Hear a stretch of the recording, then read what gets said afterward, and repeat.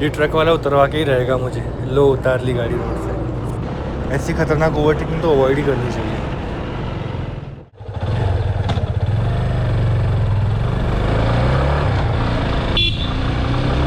Hey guys, welcome to another video of निक्जिक। आज मैं अपने राइडिंग पार्टनर के साथ जा रहा हूँ टूरिंग करने के लिए, बट इस बार मैं अपनी यामा एफजी लेकर नहीं जा रहा हूँ। मैं लेकर जा रहा हूँ आलोक भाई की FZ25 और इसके साथ में मैं लगभग 100 किलोमीटर्स की राइड करने वाला हूँ। बट आज रास्ते थोड़े से अलग हैं, बहुत बेहतरीन हाईवे नहीं है, सिंगल रोड्स रहने वाले हैं, गाँव के रास्ते रहने वाले हैं, ट्रैफिक रहने वाला है और बरसात का मौसम है। काफ़ी ज़्यादा बारिश अभी भी हो रही है और आगे भी होगी और पहले भी हो चुकी है, तो गीला रास्ता भी है। बारिश के मौसम में राइड करने का अलग ही मज़ा होता है, ये मैं जानता हूँ और एक्सपीरियंस मुझे अच्छे से करना है इसको आज।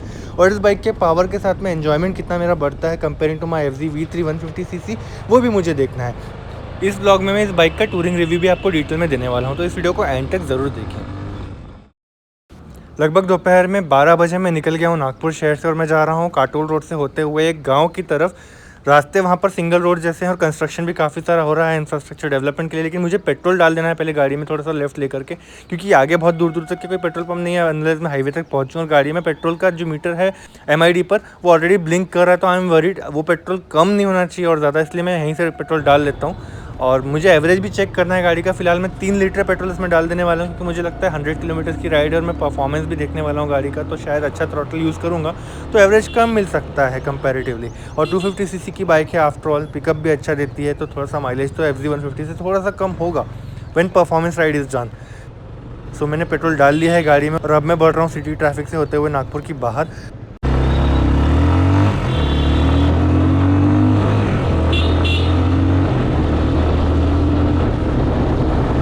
मैं नागपुर के एक कोने में रहता हूँ वर्धा साइड की तरफ और मुझे एक दूसरे कोने में जाना है काटोल की तरफ सदर होते हुए। सो काफ़ी ज़्यादा वक्त लग जाएगा मुझे क्रॉस करने के लिए, तो फास्ट फॉरवर्ड में देखते हैं नागपुर को क्रॉस होते हुए।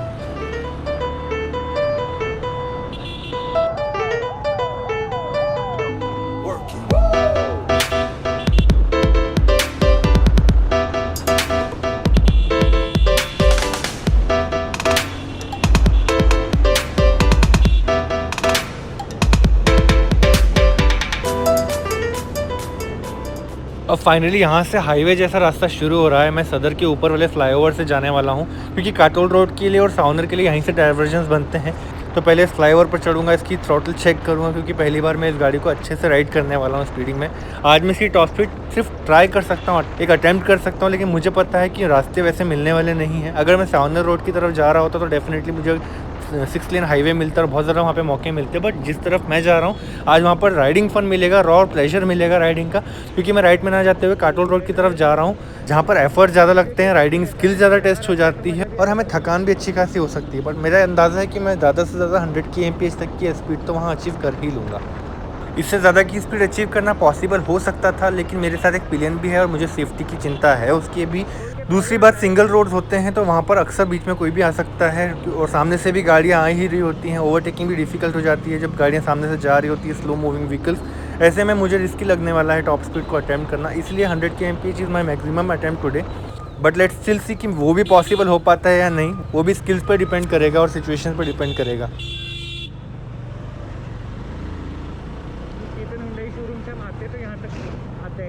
इसके अलावा बारिश का मौसम भी है, रास्ते भी गीले हैं और बीच बीच में बूंदें भी आएंगी बारिश की थोड़ी बहुत, तो राइडिंग में डिस्टर्बेंस हो सकता है। मुझे वही चेक करना है कि गाड़ी के फैट टायर्स और इतनी पावर में कंबाइन करके मैं इस गाड़ी का राइडिंग कॉन्फिडेंस कितना अच्छा पा सकता हूँ। हाई स्पीड स्टेबिलिटी तो मुझे अंदाज़ा है ऑलरेडी, FZ 150 ही इतनी अच्छी चलती है, तो ये dual disc dual channel ABS वाली FZ 250 तो और बेहतर चलनी चाहिए है।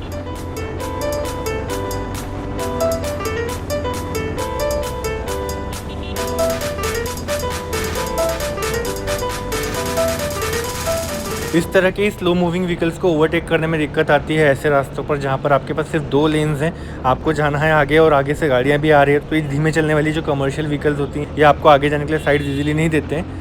कोशिश करते रहना पड़ता है, पेशेंस के साथ राइड करना पड़ता है। ऐसा नहीं है कि सामने वाला स्पीड से जा रहा है, रैश राइडिंग कर रहा है तो उसको ओवरटेक करने की ईगो में आप खुद रिस्की राइडिंग करने लग जाएं। पेशेंटली चलाओ, कहीं पहुंचने की जल्दी मत रखो, क्योंकि हाईवे पर आते हो तो आप डेली सिटी कम्यूटिंग वाला एटीट्यूड नहीं रख सकते कि जल्दी जल्दी कहीं पहुंचना है, जल्दी जल्दी ट्रैफिक क्रॉस करना है।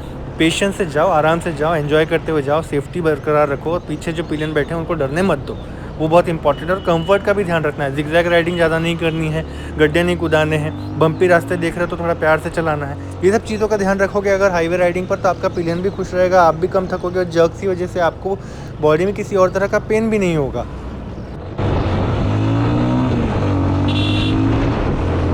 यहाँ जब क्विक ओवरटेकिंग का मुझे मौका मिला तो FZ250 की पावर ने बहुत अच्छा साथ दिया, मुझे फट से पावर आउटपुट निकाल करके दे दिया गाड़ी ने। इसका टॉर्क मुझे मिड रेंज और लो रेंज पर तो बहुत अच्छा लगा ही है, बट जब स्पीडिंग करने की बारी आएगी तब मैं बताऊँगा कि हाई रेंज इसका कैसा है। इस रास्ते पर मैं बहुत सालों बाद राइड कर रहा हूँ आज, तो मुझे बहुत सारे नए लोकेशंस दिख रहे हैं, ऐसा लग रहा है यहाँ पर घूमने फिरने के लिए भी बहुत कुछ है। बट ज़्यादा अमेज़ कर रहा है जो फैक्ट मुझे वो ये है कि यहाँ पर रॉ राइडिंग का मैं मज़ा ले पा रहा हूँ। मैं बहुत वक्त से चाह रहा था कि एक अच्छी सी बाइक लेकर के ऐसे रास्ते पर जाऊँ जहाँ पर कोई डिवाइडर ना हो और 2 ही लेन्स हों, ताकि सामने से आ रही गाड़ियों की वजह से जो अपन ओवरटेकिंग करने में डिफ़िकल्टी पाते हैं और अपने को वेट करना पड़ता है, फिर क्विक ओवरटेकिंग करने के लिए जो इमीडिएट पावर चाहिए होता है वो चीज़ टेस्ट करूँ, अपनी राइडिंग स्किल्स टेस्ट करूँ, उसकी प्रैक्टिस हो जाए, मेरी पॉलिशिंग हो जाए, वो मैं चाहता था राइडिंग पर। कार ड्राइविंग करते वक्त तो ये सब कुछ मैंने बहुत सालों से बहुत ज़्यादा प्रैक्टिस कर लिया था, बट बाइक राइडिंग से मैं बहुत सालों से दूर था, तो वो चीज़ प्रैक्टिस करने के लिए मुझे इस तरह के रास्तों पर आना था। इसीलिए मैं एक अच्छा रास्ता छोड़ करके ये वाले रास्ते से आया हूँ। वैसे दूसरे रास्ते से जाता तो लंबा भी हो जाता, वहाँ पर शायद मुझे लगभग 50-55 किलोमीटर जाना पड़ता। यहाँ पर मैं जाने का जो डिस्टेंस है वो 30-35 किलोमीटर का ही रहने वाला है, या ज़्यादा से ज़्यादा 40 किलोमीटर हो सकता है। जब दूर दूर तक खुला रास्ता दिख जाता है तो 70-80 तक की स्पीड में टच कर लेता हूँ इस बाइक पर इजीली, क्योंकि पिकअप गाड़ी का अच्छा है। बट जो इसका एक्सेलरेटर है वो मुझे थोड़ा सा टाइट लग रहा है, तो एंकल में थोड़ा सा पेन शुरू हो गया है अभी से ही।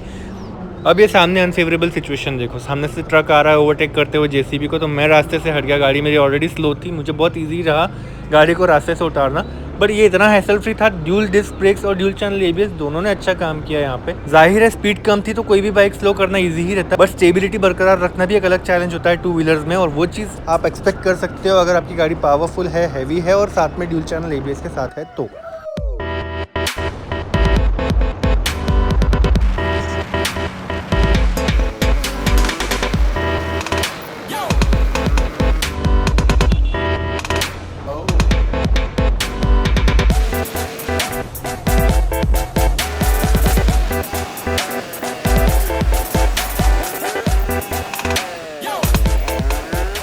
अब हाईवे से थोड़ा हटते हुए एक और छोटे रास्ते पर आए हैं। वैसे तो यहाँ पर भी 2 लेन्स हैं, पर यहाँ पर ट्रैफिक थोड़ा सा कम है, तो यहाँ स्पीडिंग करने के ज़्यादा चांसेस हो जाते हैं, और जल्दी ही मैंने 80 की स्पीड टच कर ली। वैसे सामने ट्रैफिक जब जब नज़र आएगा तो मुझे यहाँ पर भी थोड़ा सा कॉन्शियस होकर के चलाना पड़ेगा, हालाँकि यहाँ पर मैं थोड़ा सा रिलैक्स होकर के राइड कर सकता हूँ।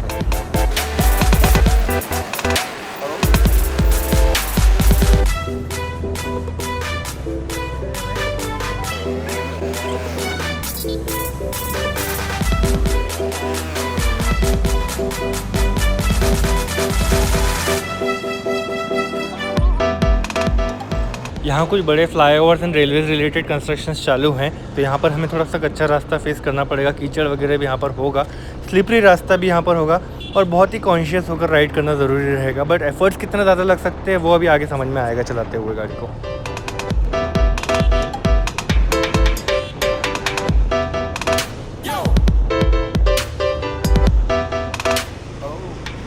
यहाँ कच्चा रास्ता सामने साफ नज़र आ रहा है, बट स्टिल मैं कॉन्फिडेंटली राइड कर ले रहा हूँ, गाड़ी के पावर पर और हैंडलिंग पर मुझे भरोसा है। सामने से ट्रक आ रहा था फिर भी मैंने इजीली ओवरटेक किया, क्योंकि स्लो स्पीड थी आगे चल रहे ट्रक की, और कच्चा रास्ता होने के बावजूद काफ़ी हैसल फ्री राइड मैं कर पा रहा हूँ। झटके वगैरह ज़्यादा कुछ फील नहीं हो रहे हैं क्योंकि सॉफ्ट सस्पेंशन है, बट अगर हाई स्पीड में मैं यहाँ से चलाता तो थोड़ा सा बाउंस होते हुए मैं जाता। बेटर रहेगा कि अगर सॉफ्ट सस्पेंशन वाली गाड़ी है तो कंफर्ट को एंजॉय करते हुए, फील करते हुए आप आराम से चलाओ ख़राब रास्तों पर।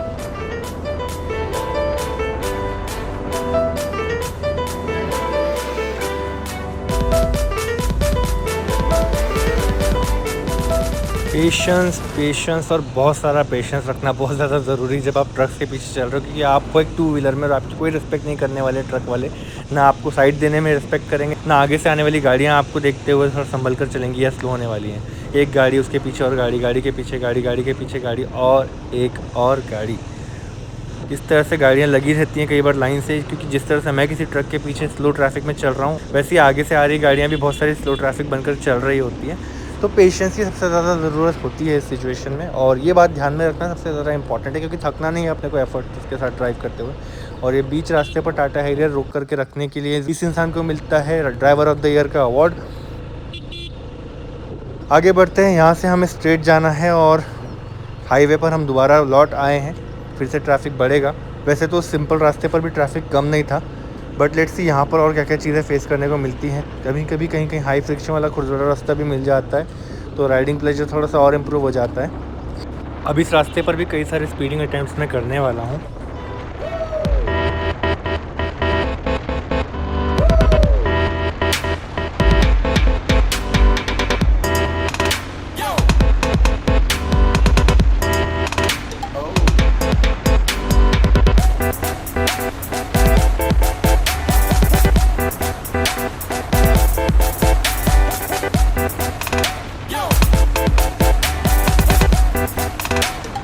और ये 87, 88, 90, 95, 96 और फाइनली 100 की स्पीड टच कर ली अपन ने, और बहुत ही इजीली गाड़ी चल गई। हाई स्पीड स्टेबिलिटी भी बढ़िया रही, और बता सकता हूँ मैं आपको इसका हाई रेंज भी अच्छा है। अगर आप गाड़ी 80 की स्पीड पर क्रूज़ कर रहे हो और आपको लगता है कि आप सामने खुला रास्ता है, आप हाई स्पीड पर चला सकते हो सेफली। ऐसे रास्ते पर तो डेफिनेटली मत चलाओ, मैंने यहाँ पर टेस्टिंग की है, मुझे बहुत ज़्यादा कॉन्फिडेंस था। तो लेकिन आप जब अच्छे खुले रास्ते पर, अच्छे एक्सप्रेस हाईवे पर जा रहे हो, तब आपको खुले रास्ते पर अगर कॉन्फिडेंटली राइड करना हाई स्पीड पर, तो ये गाड़ी 80 से 100 भी बहुत जल्दी पहुंच जाती है। पिकअप गाड़ी का बहुत अच्छा है, और हाई एंड पर भी गाड़ी काफ़ी एक्टिव फील होती है। इसका इंजन एक्टिव फील होता है, अच्छी अग्रेसिवली राइड कर लेता है, और एग्जॉस्ट साउंड भी आप काफ़ी अच्छा फील कर सकते हो।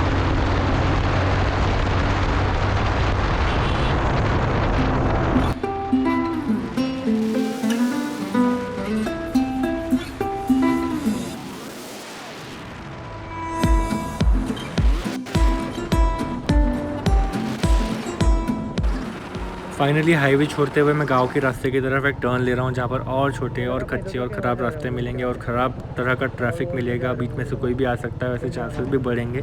यहाँ कॉन्शियसली चलाना और ज़्यादा ज़रूरी भी है, और अच्छा होगा अगर ऐसे रास्तों पर हम लोग स्लो ही चलें। तो 70-80 की जगह मैं यहाँ पर 50-60 प्रेफर करूँगा।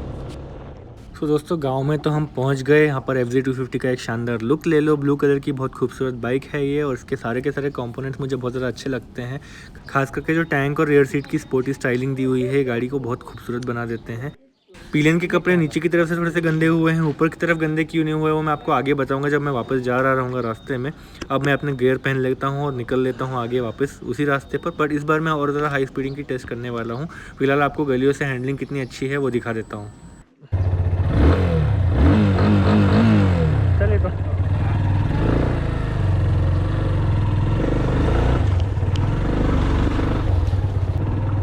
बिल्ली ने रास्ता काट दिया।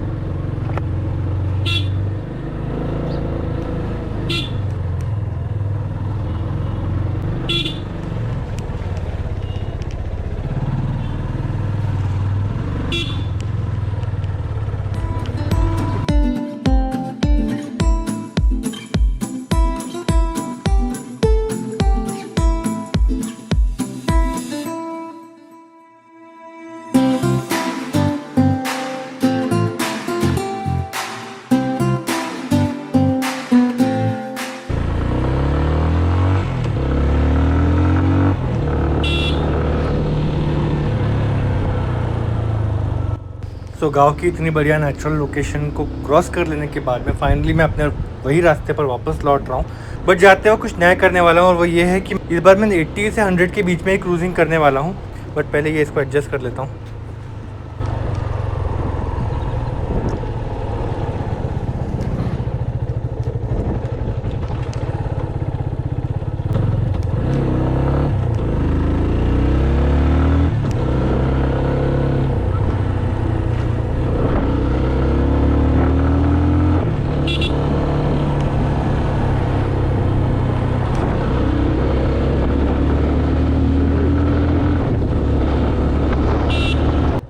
बहुत बढ़िया मौसम, ठंडी हवा, दो बढ़िया जानदार लोग और इतनी जानदार बाइक, इतना बढ़िया रास्ता, खाली खाली सा मज़ा आ रहा है राइडिंग करने में। ऑब्वियसली मैं ये सेम मज़ा FZ150 V3 के साथ भी कर सकता था, बट जब जब मुझे खुला रास्ता मिलता है और स्पीडिंग की बारी आती है, वहाँ मुझे जो पावर की थोड़ी सी कमी लग जाती थी वो आज नहीं लग रही है मुझे। एक बात और मैं कहना चाहता हूँ कि FZ250 को मैंने काफ़ी अंडर एस्टिमेट करके रखा हुआ था पावर के मामले में।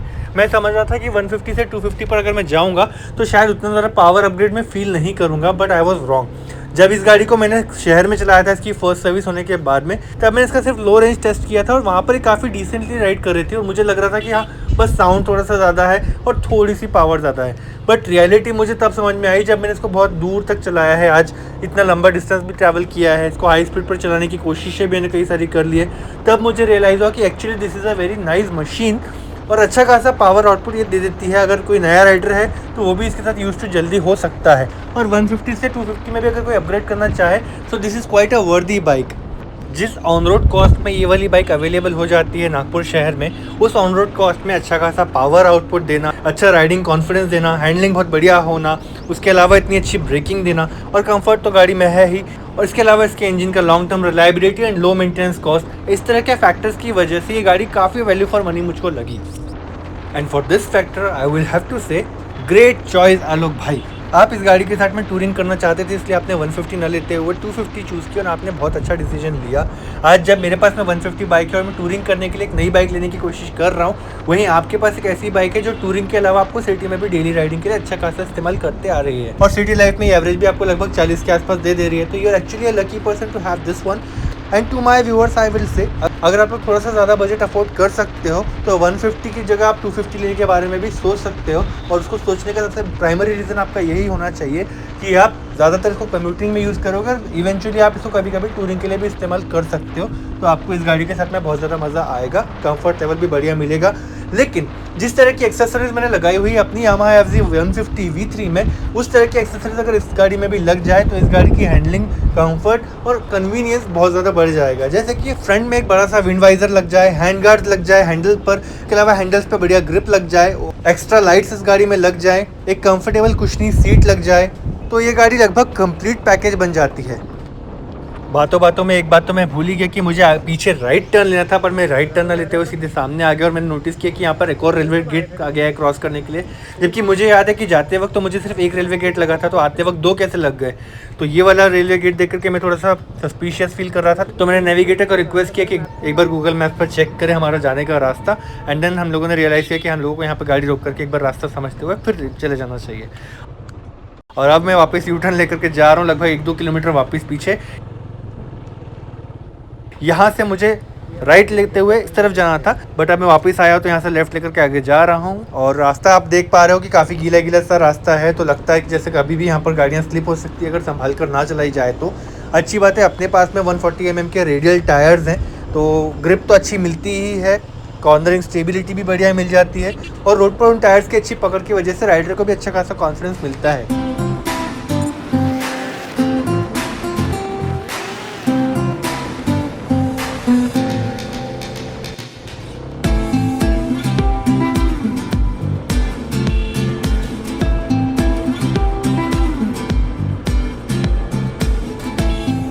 अब वापस लौट आए हैं बड़े हाईवे पर, तो यहाँ पर स्पीडिंग पॉसिबिलिटीज़ तो और बढ़ गई, लेकिन मुझे लगता है कि यहाँ पर बहुत ज़्यादा स्पीडिंग भी मैं ना करूँ क्योंकि एक तो रास्ता भी गीला है, ट्रैफिक भी ज़्यादा रहता है और मैं ऑलरेडी 100 की स्पीड 2 बार टच कर चुका हूँ, जाते वक्त एक बार, आते वक्त एक बार। अब आगे बढ़ने से पहले एक बार मेरे बैग की हालत देख लो। पिलियन के बैग पे ये बैकपैक लगा हुआ था और क्योंकि उसके कपड़े पीछे से गंदे नहीं हुए ये बैकपैक की वजह से, यहाँ पर मेरे पैर पे भी आप देख लोगे तो आपको मेरे शूज़ और जीन्स गंदे दिखेंगे, इसलिए मैं गंदे शूज़ पहनकर आया था, मुझे पता था ऐसा होने वाला है। पिलियन के भी कपड़े ऊपर तक गंदे हुए हैं काफ़ी और शूज़ तो गंदे हुए ही हैं। ऑब्वियसली अगर आप बाइक राइड पर जा रहे हो मानसून में तो ये सब तो फेस होगा ही। बैग भाई साहब ने सब कुछ सह लिया अपने ऊपर। और ये मेरा हेलमेट है जिसको मैंने अभी पानी से धोया क्योंकि इसका वाइजर पूरा का पूरा गंदा हो गया था और मुझे बिल्कुल सामने का विजन क्लियरली दिख नहीं रहा था। गाड़ी भी देखोगे तो बहुत ज़्यादा गंदी हुई पड़ी है। यहाँ भी आगे हाईवे पर मुझे जाना है और इस तरफ से मैं आया हूँ और गाड़ी इतनी ज़्यादा गंदी होगी मैंने सोचा नहीं था, थोड़ी बहुत गंदी हो सकती थी पर इतनी हो जाएगी मैंने नहीं सोचा था। तो घर जाकर के इसको मैं प्रॉपरली वॉश करूँगा, फिर मैं आलोक को दूंगा, बिकॉज आई डोंट वांट कि मेरी वजह से उसको गंदी गाड़ी वापस मुझे रोज होता बैठे।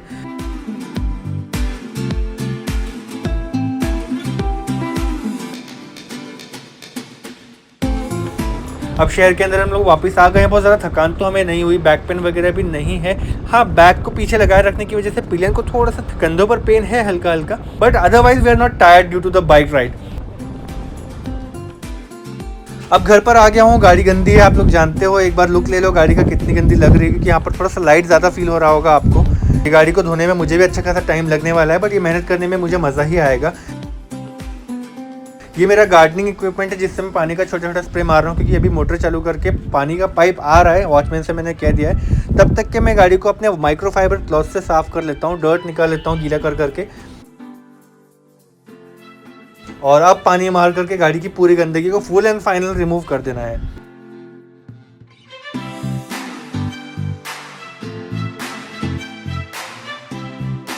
अब एक खूबसूरत नेकेड स्पोर्ट्स बाइक हो चुकी है पूरी तरह से तैयार। इसको मैंने चकाचक चमका दिया है पानी से, और अभी कम से कम ये तो नहीं लग रहा है कि बहुत दूर हाईवे पे जाकर के गंदी होकर आई है। सो ये घर में रखने के लायक भी है और शहर में घुमाने लायक भी है। हालांकि और भी ज़्यादा गंदी होगी क्योंकि मानसून जैसा सीज़न तो हमारे यहाँ चालू हुआ है अभी कुछ दिनों के लिए। एंड आलोक तो कह रहे थे कि धोना नहीं था, मैं ही धो लेता, पर मैंने कहा कि नहीं यार, मैंने गंदी की तो मैं ही धो के दूंगा। आप ट्रिप मीटर में देख सकते हो 96 किलोमीटर लगभग हम लोगों ने कवर कर लिया है। सो आई थिंक ओवरऑल 100 किलोमीटर का राइड मैं इसको कहूँगा, और 100 किलोमीटर में टायर्डनेस नहीं हुई। I am very happy about that. गाड़ी ने मुझे काफ़ी ज़्यादा एक्साइटमेंट भी दिया, राइडिंग फन भी दिया, कंफर्ट भी दिया, एंड सेफ्टी तो ऑल द टाइम बरकरार थी। एंड फाइनली अब आलोक भाई जा रहे हैं अपनी बाइक लेकर के, और अब आपसे हमारी मुलाकात होगी हमारे अगले राइडिंग वीडियो में। तब तक के लिए good bye and ride safe.